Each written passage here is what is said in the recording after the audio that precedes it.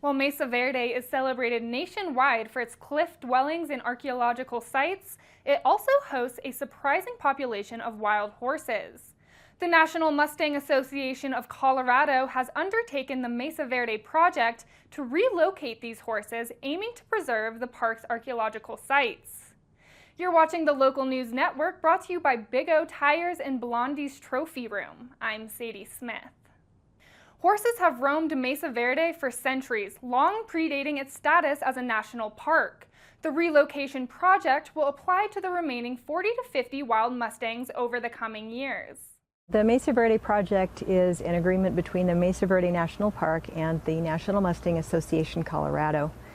It took several years to get it into place, and under the agreement, National Mustang Association Colorado has agreed to take title to any of the horses that are removed from the Mesa Verde National Park. The park's decision to remove the horses stems from their role, which does not include horse management responsibilities. Under the Wild Free Roaming Horses and Burros Act of 1971, managing and protecting herds on public lands falls under the Bureau of Land Management and U.S. Forest Service. After the horses had been discovered, some horses died on the park, and people were concerned. The park would not provide them with water because they didn't want to be encouraging horses to be in the park. And so the Mesa Verde National Park agreed to start working with NMACO after several rounds of communications, and NMACO wanted to be part of the solution.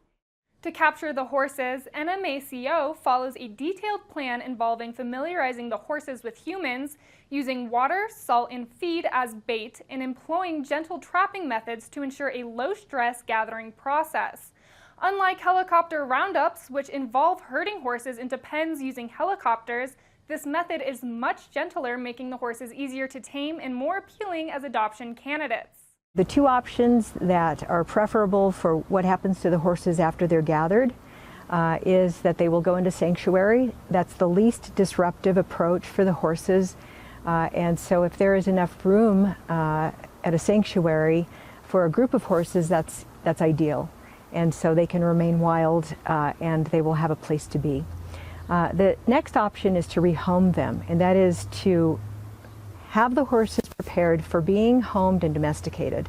And so that requires a little bit more effort and funds. The NMACO is always looking for volunteers and donations to continue their mission of preserving and protecting wild horses. The goal is to grow the capacity financially and also with human capital so that it can sustain. As of the end of 2023, NMACO has successfully captured and placed 36 horses from Mesa Verde into sanctuaries or made them available for adoption. For additional details about Colorado's wild horses and the Mesa Verde Project, visit NMACO's website. For more information about this and other stories, visit montezumalocal.news. Thank you for watching this edition of the Local News Network. I'm Sadie Smith.